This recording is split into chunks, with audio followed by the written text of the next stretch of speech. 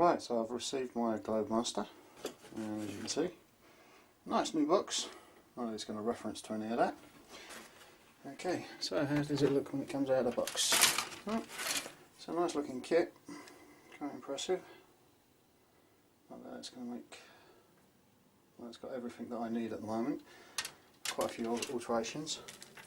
First concern is looking at the engines. I'm going to have to try and alter these first, all the cowlings and stuff. Decided that I'm going to start with the engines and then work on to the bubble, the hump here, and then work on to the rear after that. I'm thinking that the engines are going to be one of my bugbears, and the top canopy, and this is going to be the easiest part, and other than that it's back to the model. So really I'm starting with about around the 20 mark and then we'll be going backwards. Normally I'd say start at 1 and work forwards, but I'm trying to do a custom build on this. So, right, let's see if I can do some work. So here's the first part of the engine itself, or one put together. I only put it together with a bit of blue tack and a small amount of white PVA, just to have a look at it. And so far what my plans to do is I've just highlighted with the blue, hopefully you can see it. You see here along there, I'm expecting to cut along there and then on this edge. This will then detach it from the bottom of that. This nacelle itself, I'll then probably have to fill it. Here I'm thinking of cutting in to extend them out. This part's going to end up having a small bead going across part of the engine cowling. The actual engines themselves, normally this part in here needs detail for the actual CXD engines when they're flaring. It does, it has fitted quite well surprisingly, so I'll just put a bit of blue tack to stop it from pulling out. So, but I think this would be quite nice to actually change. The only big issue is how to add detail onto that in a little rim just in there in itself. See if you can see, it's not a very large area in itself around there. So all that rim around. So if you have any suggestions on how I can add that detail in there, which would be like piping or something, other than just putting the same piece of piping going across, let me know. Okay, we'll show you the next when I get further on. Bye for now.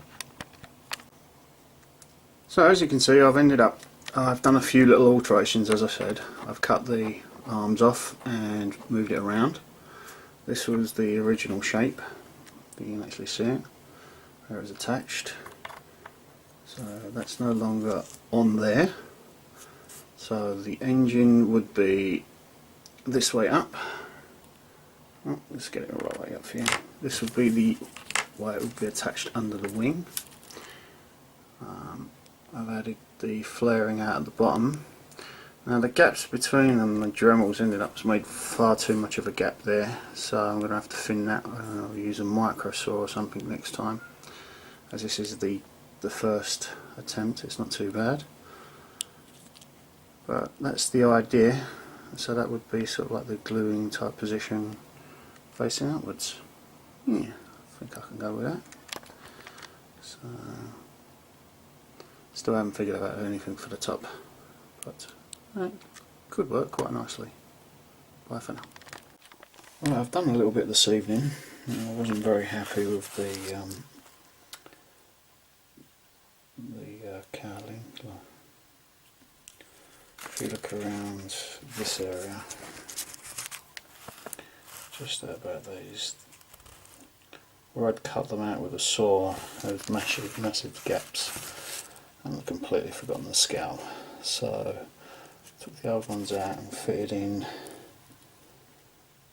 somewhat would be like the exhaust cowlings themselves.